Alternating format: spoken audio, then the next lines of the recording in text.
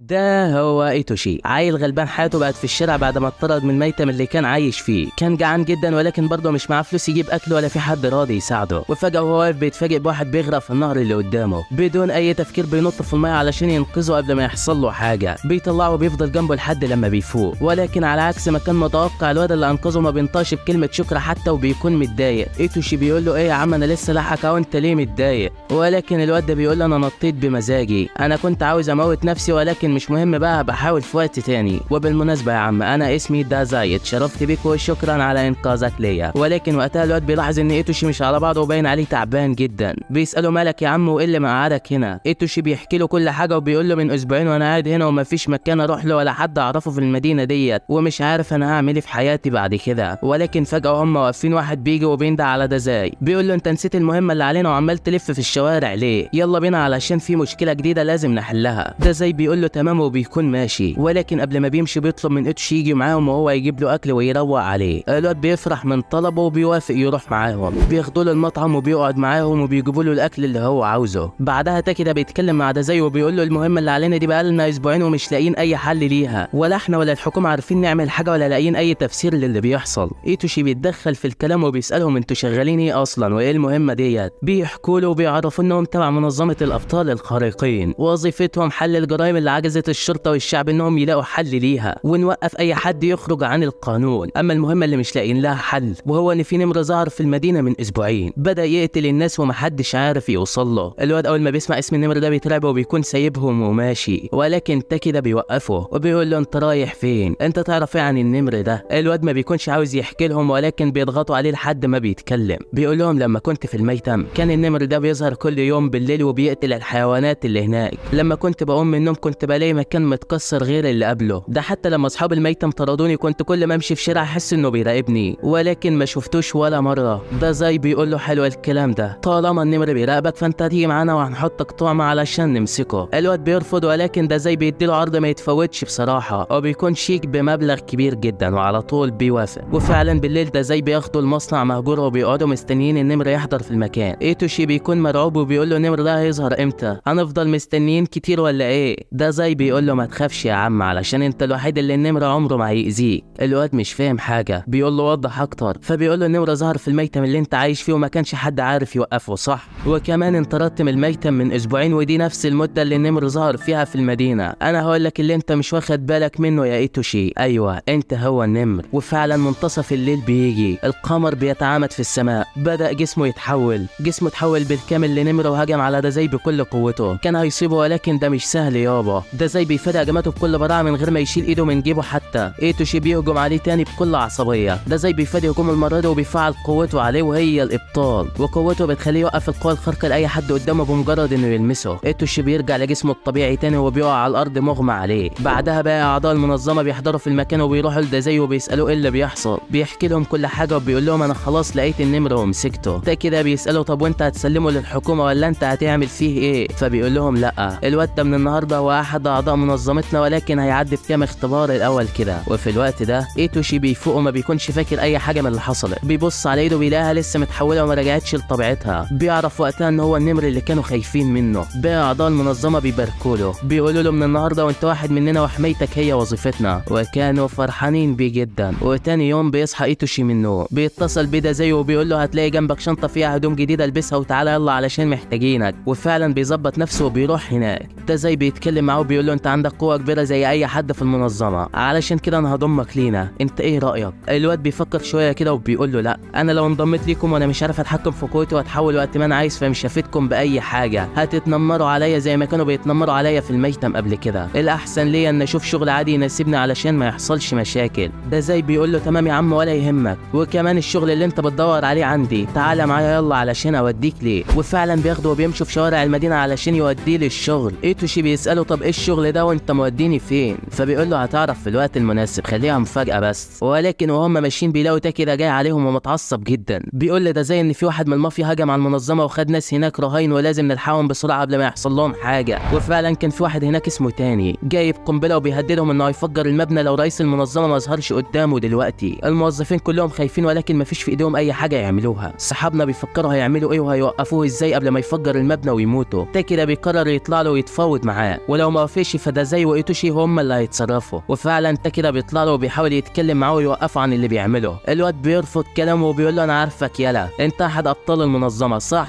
علشان كده اثبت هناك، ولو فكرت تعمل اي حاجه فهفجر المبنى بالكامل. ده زي وايتوشي بيشوفوا اللي حصل ومش عارفين هيتصرفوا ازاي في الموقف ده. ده زي بيقول له لو ما عرفناش نوقفه فلازم يبقى في حاجه تغطي القنبله من كل الاتجاهات علشان محدش يتاذى. انا عاوزك تعطله شويه وتحاول تلهيه باي حاجه، وانا وتاكيدا هنتصرف. الواد بيكون مرعوب في البدايه ولكن بيشجع نفسه وبيطلع فعلا. تاني بيقول له انت مين ياض انت، وايه اللي جايبك هنا؟ انت عايز تموت ولا ايه؟ ولكن ايتوشي بيحاول يبان عبيط قدامه. بيقول له انت هتموت الناس دي كلها وهتموت معاهم ليه؟ معقوله هي قالت لك انت زي اخويا ولا ايه؟ تاني لسه هيتكلم فبيقول له يا عم ولا يهمك، يروح قرد يجي غزال، خد اي واحده من الرهاين وصدقني هتبقى كويسه معاك. ده زي بيسمع الكلام ده وكان ماسك نفسه بالعافيه. بيلاحظ ان تاني ما عادش مركز معاهم. بينده على تاكيدا وبيقول له اهجم عليهم بسرعه. وفعلا تاكيدا بيفعل قوته وبيهجم عليهم، وفي اقل من ثانيه بياخد جهاز التحكم من ايده وبيثبته في مكانه. العيال بتفرح وكانوا في قمه السعاده من اللي حصل، ولكن فرحتهم مش بتكمل علشان تاني بيبعد تاكيدا عنه وبياخد جهاز التحكم من تاني. بيفعل القنبله وخلاص كلها 30 ثانيه وكلهم هيموتوا. ايتوشي واقف ومش عارف هيعمل ايه في الموقف ده. خلاص ما عادش الا 19 ثانيه. الواد بدون اي تفكير بيبعد البنت دي عنه وبيروح على القنبله وبيحضنها علشان ما حدش فيهم يتاذى. بيقول لهم ابعدوا يلا علشان ما حدش يحصل له حاجه. خلاص ما عادش غير 3 ثواني، ثانيتين، ثانيه، وهوبا احلى تغفيله دي ولا ايه؟ كلهم بيكونوا متفقين عليه علشان يختبروه يشوفوه هينفع ينضم للمنظمه ولا لا.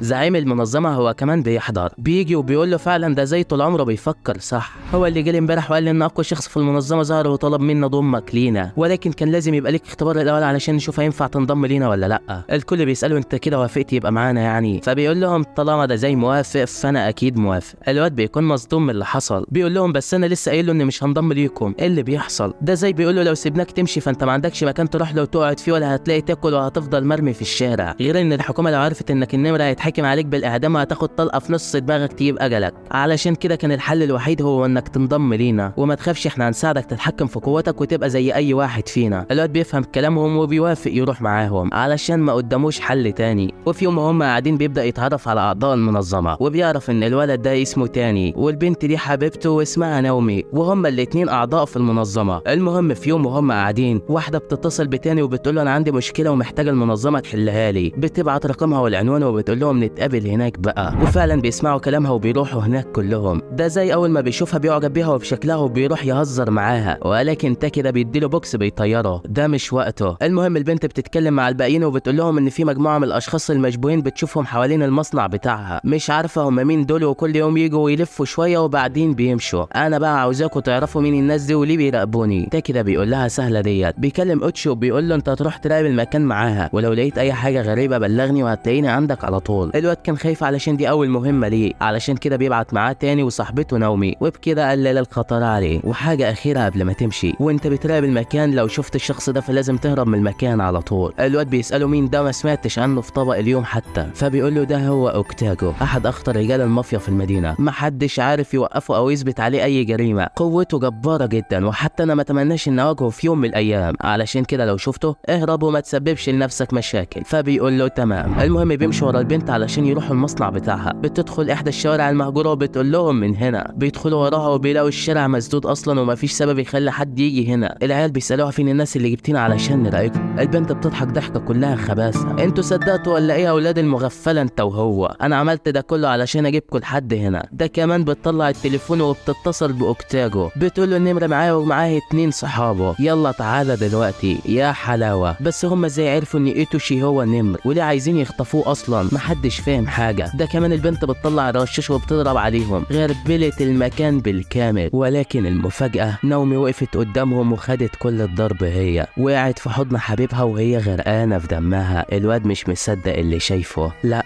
انا مش هسيبك تموتي، اياكي تستسلمي يا ناومي. البنت هي كمان بتروح له وبترفع السلاح في وشه وكانت خلاص هتقتله، ولكن في اللحظه دي طاقه تاني بتتفعل. بيتعصب جامد وبيقول لها مش هرحمك. دخلها في مجاله الغريزي واختفى من قدامها. البنت بتضرب في كل مكان ولكن مفيش حاجه بتصيبه، وفجاه بيظهر من وراها وبيمسكها من رقبتها بيخنق فيها بكل عصبيه. البنت خلاص جابت اخرها، ولكن في اخر لحظه بنتفاجئ بضربه شقته نصين. ايوه اوكتاجو وصل في المكان وخلاص دي نهايتكم. ايتوشي في موقف لا يحسد عليه. كل ده حصل قدامه وهو لا حول ليه ولا قوه، مش عارف يعمل اي حاجه. اوكتاجو بيروح له وبيقول له ما كنتش متوقع انك بالضعف ده. ده انت يا جدع ما تستاهلش ربع المكافأة اللي محطوطة للي هيقبض عليك. بيفعل قوته قدامه وبيضرب عليه وبيسيح الارض من جنبه. بيقول له للاسف انا عاوزك عايش، بس يعني لو قاومت فانا هقطع رجلك. الواد خايف ومش قادر ينطق بحرف واحد. بيبص على تاني بيلاقيه لسه عايش. بيقول له اهرب يا صاحبي، سيبك مننا واهرب من المكان بسرعة. الواد بيفتكر ذكرياته ايام زمان. بيقول انا هفضل جبان لحد امتى؟ هفضل اهرب ومفيش مني اي فايدة لحد امتى؟ صحابي على طرف الموت بسببي والاخر ههرب؟ انا مستحيل اعمل كده. بيجري بكل سرعته وبيفادي هجمة اوكتاجو وبياخد الرشاش وبيضرب عليه، ولكن ده كله بدون اي فايدة. اوكتاجو بيتعصب. مش قلتلك لو قاومت انا هقطع رجلك؟ وهوبا ضربة طيرت رجله. ايتوشي وقع على الارض غرقان في دمه، مش عارف يعمل حاجة. حالته متدهورة وبيفتكر ذكريات ليه قبل كده. كان الكل بيعامله بالزراء وبيقولوا له انت فاشل ومفيش منك اي فايدة. بيتعصب جامد وبيقول لا انا مش فاشل ولا ضعيف زي ما انتوا فاكرين. قوته اخيرا بتتفعل، جسمه اتحول لنمرة وكمان رجله اللي اتقطعت بتتجدد. بيبص لاوكتاجو بصة عصبية جدا اللي هو يعني انا مش هرحمك. بيهجم عليه وبضربة منه بيلزقه في الجدار. البنت اللي معاه بتحاول تصيبه بالرشاش ولكن مش بيأثر في اي حاجة. بيهجم عليها وكان خلاص هيقتلها، ولكن هوبا ضربة من اوكتاجو شقته لنصين. بس ده كان سراب تاني هو اللي عامله. ايتوشي بيظهر من وراهم بيهجم عليهم بكل قوته. اوكتاجو بيستخدم قوته بسرعة وبيهجم عليه هو كمان. يا ترى مين هيموت فيهم؟ ولكن في اخر لحظة ده زي بيوقف هجمتهم هما الاتنين. البنت استغربت انت ازاي عرفت اللي بيحصل وجيت هنا بالسرعة ديت؟ واتاري ان ده زي لما حاول يتكلم معاها في المنظمة كان حط جهاز تنصت معاها وعرف كل اللي بيحصل. يا ابن اللعيبة دماغ متكلفة والله. البنت بتتعصب اكتر وعاوزة تهجم عليه، ولكن المفاجأة ان اوكتاجو هو اللي بيمنعها. بيقول لها لازم نمشي دلوقتي، ده زي هو الاقوى. ده زي بيسأله انت ليه عاوز تخطف الواد ده؟ فبيقول له ان بعد الخراب اللي النمر عمله اخر فترة الدولة نزلت مكافأة كبيرة جدا للي هيقبض عليه، وفي يوم من الايام هنهي منظمتكم دي وهقضي عليكم. ده زي بيقول له اخرك فاضي، حاول مرة كمان وانا مش هرحمك ويلا امشي من قدامي. البنت مستغربة انت ليه خايف من واحد زي ده؟ فبيقول لها انت مش عارفة ده مين، ده كان اخطر واحد فينا. ولكن طبعا كل الكلام ده وانضم للمنظمة واي حاجة احنا بنفكر فيها هو عارفها، علشان كده مفيش فرصة لينا قدامه.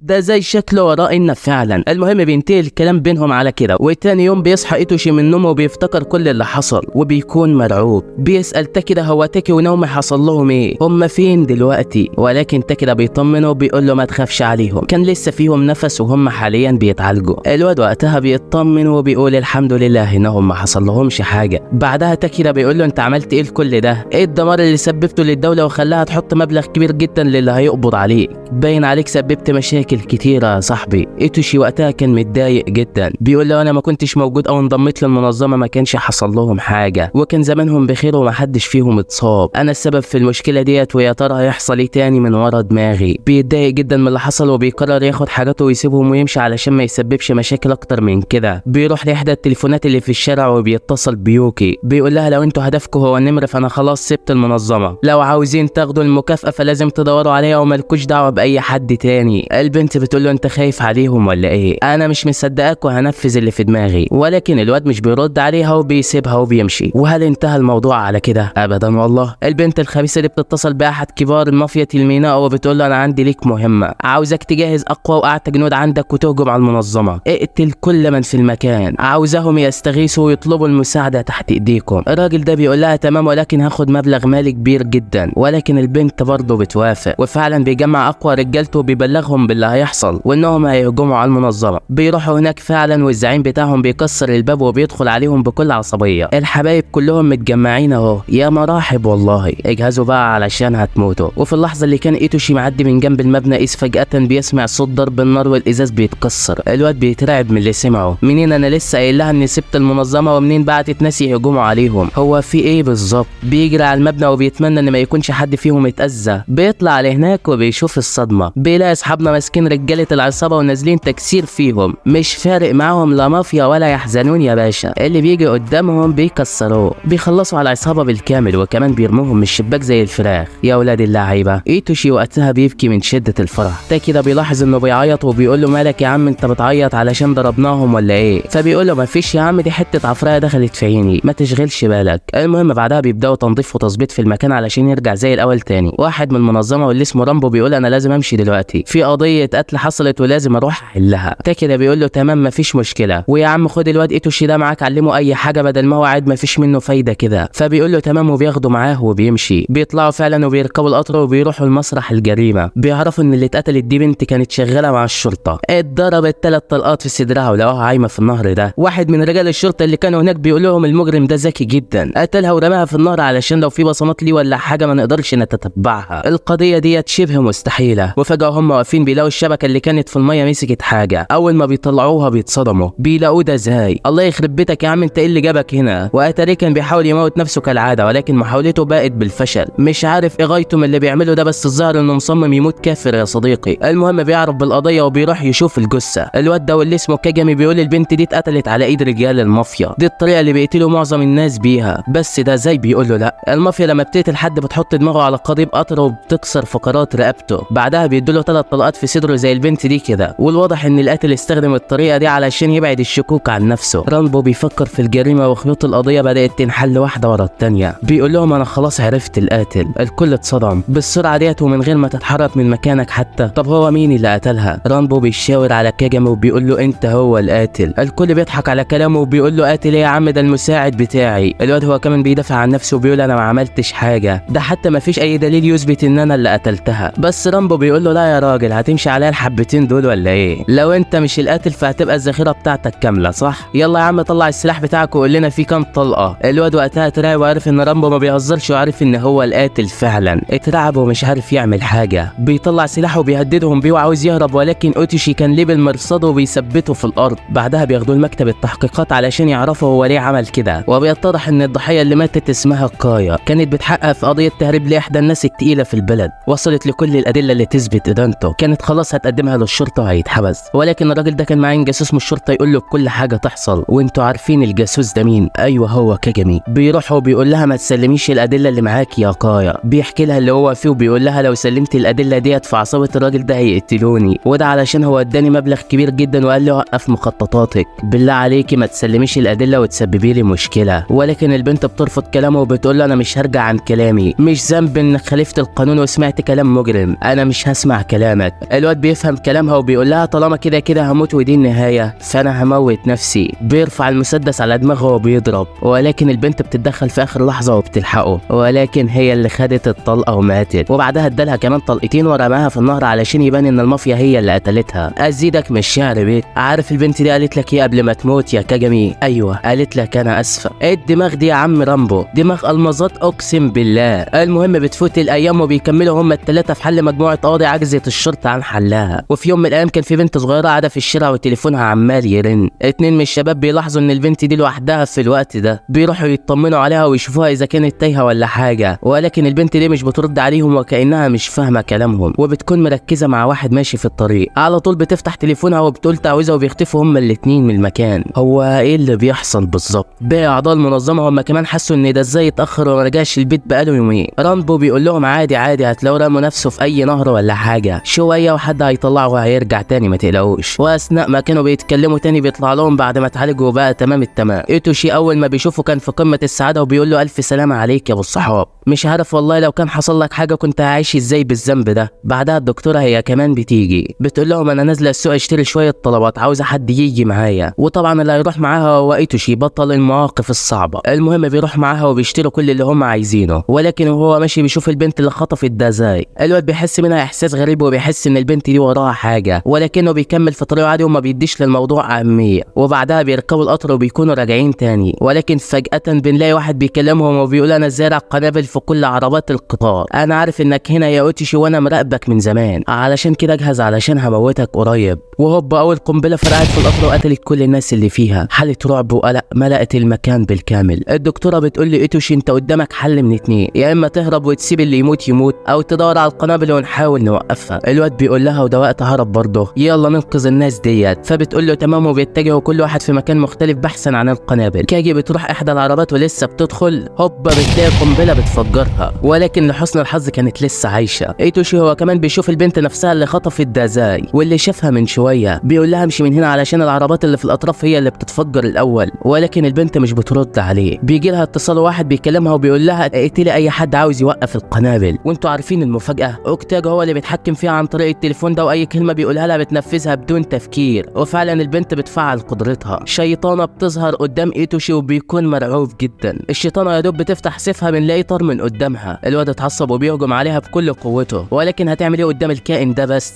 ايتوشي بياخد ضربه قطعت بطنه واتصاب اصابه خطيره. في نفس الوقت كاجي كمان كان محطوط عليها من الواد اللي قدامها، بيغرس السكينه دي في ايديها وبيرمي عليها قنابل كتيره، وهي مش عارفه تعمل اي حاجه، بتتفجر من كل مكان وخلاص شكلها دي نهايتها. اما بقى ايتوشي كان واقع على الارض واليأس خيم عليه، بيبص وراه بيلاقي الاهالي مرعوبين من اللي بيحصل وخايفين لا يكون حصل له حاجه. بيتاثر جدا وبيقول انا السبب في كل ده، انا ضعيف جدا ومش عارف احمي الناس دي كلها ولا عارف احمي نفسي حتى، معقول انا ماليش لازمه للدرجه دي؟ انا لا يمكن استسلم مهما حصل. بيجمع كل قوته وبيقوم يهجم على البنت من تاني. الشيطانه بتضرب عليه وخلاص دي نهايته، ولكن المفاجاه ايتوشي قوته اتفعلت ولكن دراعه بس هو اللي اتحول، صد ضربتها من غير ما يحصل له اي حاجه. البنت بتتعصب وبتهجم عليه ضربات سريعه جدا، ضربات ورا بعض، ولكن ايتوشي سرعته زادت وبيفادي كل هجماتها بسهوله. ده كمان بيقطع سيف الشيطانه وبيثبت البنت دي وبيهددها لو اتحركت فهيقتلها، ولكن بيتفاجئ بحاجه غريبه. بيلاحظ ان البنت مش خايفه ومش مركزه معاه اصلا، عماله تعترف بجرائمها واحده ورا واحده ومش فارق معاها حاجه. ايتوشي وقتها عارف ان في حد بيتحكم فيها، بيحاول يتكلم معاها ويسالها عن مكان القنابل، ولكن المفاجاه هي اللي كانت لابسه القنبله. الواد اتصدم، هو انت ازاي هاديه كده؟ في نفس الاثناء كان الواد راح علشان يطمن على جثه كاجي، بيلاقيها متشعلقه في الشباك كده وبيروح لها، ويا دوب بيوصل هوبا بوكس بيكسره. لسه هيتكلم كمان واحد بيريحه. الواد مش فاهم حاجه، انت ازاي لسه عايشه؟ كاجي بتضحك كده وبتقول له انت نسيت ان دكتوره وقدرتي هي الشفاء ولا ايه؟ انا عالجت كل الاصابات الخطيره في اخر لحظه وعلشان كده ما حصليش حاجه. بعدها بتروح وبتطلع سلاحها من الشنطه، عاوز تقول اي حاجه قبل ما تموت.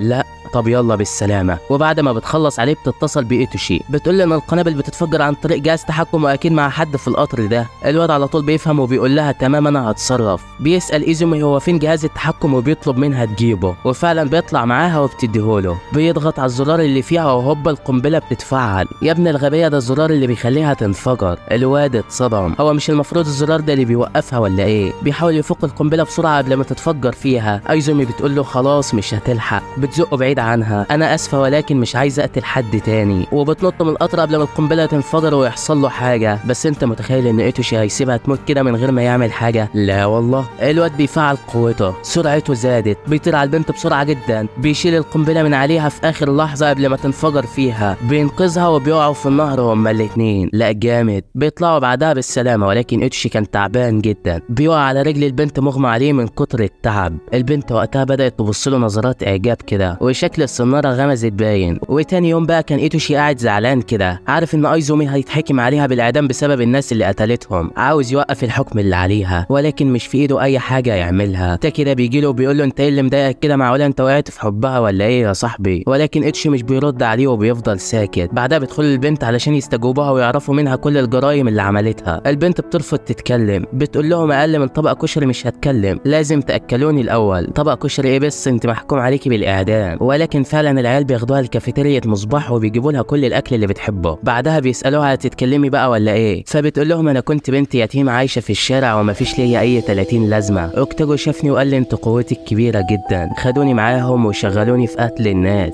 كان بيخليني اطيع اوامره من التليفون اللي كان معايا، وحصلت كل الجرايم دي. تاكي ده بعدها بيسالها انت قتلتي كام واحد خلال الفتره اللي اشتغلتي معاهم فيها؟ فبتقول لهم هم 35 واحد بس، وال36 هو انت يا صديقي لو ما اشتركتش دلوقتي وفعلت زر الجرس. تسلمي يا ايزومي والله ما قصرتيش. تاكي ده بعدها بيقول لي ايتوشي البنت اعترفت بكل جرائمها، مهمتك تسلمها للشرطه العسكريه وانت عارف الباقي بقى. ايتوشي متضايق، عاوز يمنعها ولكن مش قادر يتكلم، عارف ان ملهاش ذنب في اي حاجه وكل اللي كانت بتعمله هو تنفيذ اوامر اوكتاجو، ولكن يبقى القانون قانون يا صاحبي، والخدمه في شرطه الشعب دايما. بعدها ايتوشي بيروح للبنت وبيقول لها تعالي معايا، بتقول له تمام وبتروح معاه، ولكن على غير المتوقع بياخدها وبيلفوا في المدينه وبيقضوا وقت جميل جدا مع بعض، بيجيب لها ايس كريم وبيشتري لها دبدوب وبيروق عليها خالص، عاوز يسيب جواها اي ذكريات جميله قبل ما تموت. بعدها ايزومي بتقول له تعالى معايا، بيفضل ماشي وراها لحد ما بيوصلوا قدام اسم الشرطه. بتقول له انا عارفه انك بتعمل كل ده علشان مش عاوزني اموت صح؟ يا عم انا استاهل اكيد، حياتي مش اهم من حياه اي واحد من اللي قتلتهم، كده كده لو رجعت للمافيا هيعتبروني خاينه وهيقتلوني، ما تزعلش عليا يا ايتوشي. ولكن فجاه وهما بيتكلموا ضربه بتشق ايتوشي قدام عينيها. اوكتاجو هو اللي عمل كده، بيتكلم بيتكلم معاها وبيقول لها مستغربه انا عرفت مكانك منين صح؟ ده كله وانا كنت عارف مكانك ومراقبك من التليفون اساسا، كنت مستني يبقى معاك النمره علشان اخطفه واخلص الموضوع، بس شكرا انت سهلت الموضوع عليا. وفعلا اوكتاجو خدهم الاتنين في العربيه ومشى من المكان. الخبر بيوصل لاعضاء المنظمه ان اوكتاجو خطف ايتوشي وكمان ده زي مفقود.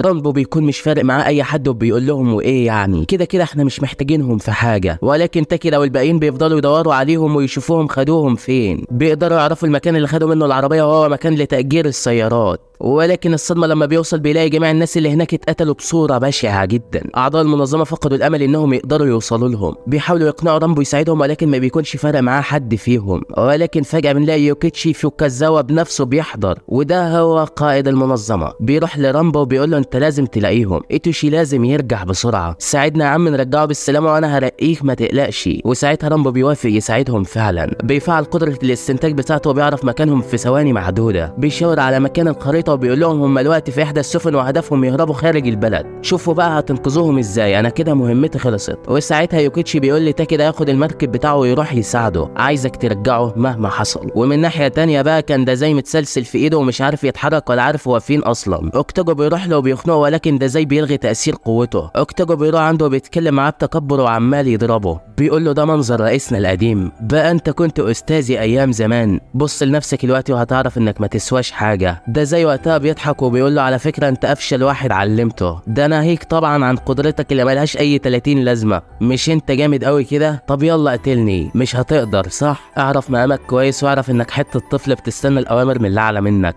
اوكتاجو وقتها اتعصب من كلامه وبيضربه، ولكن ده زي كلامه صح ومش هيقدر يقتله او يعمل له حاجه. اوكتاجو بيسيبه وبيمشي وهو متعصب جدا. بعدها بيروح لإيتوشي السفينه وبيطلعه وبيفضل يضرب فيه، عمال يستهزأ بيه وايتوشي مش عارف يقاوم. ولكن فجاه ايزومي بتيجي وبترفع السلاح في وش اوكتاجو، بتقول له انا مش هسمح لك تعمل فيه حاجه. ولكن اوكتاجو بيكسر سلاحها وبيروح عندها وبيفضل يخنق فيها، بيقول لها انت نسيتي نفسك ولا ايه يا ايزومي؟ انت حته اداه بستخدمها علشان ابعد الشكوك حواليا مش اكتر. ولكن البنت وقتها بتتجاهل كلامه وبتقول لي ايتوشي اهرب، ما تخافش انا مش هخليه يوصل لك. وهوب اول قنبله فرقعت في المكان، كمان واحده بتبعد ايتوشي وبتعمل حاجز ما بينهم. اوكتاجو بيقول لها بقى انت زرعت القنابل دي كلها علشان تنقذيه، انت لازم تموتي دلوقتي. في نفس الوقت كان ايتوشي وصل على طرف السفينه، بيلاقي تاكيرا وصل بالقارب بتاعه وبيقول له يلا بينا علشان نرجع المنظمه، ده القائد بنفسه هو اللي بعتني ليك علشان انقذك. ولكن ايتوشي كان واقف ومش بيرد عليه، بيفكر في ايزومي وبيقول هو انا بالجبن ده؟ هو انا ضعيف قوي علشان اسيبها تموت وهي اللي انقذتني؟ انا مستحيل اسيبها وامشي في الموقف ده. تاكيرا بينده عليه تاني ولكن مش بيعبره وبيرجع علشان ينقذها، فهل هيعرف ينقذها ولا لا؟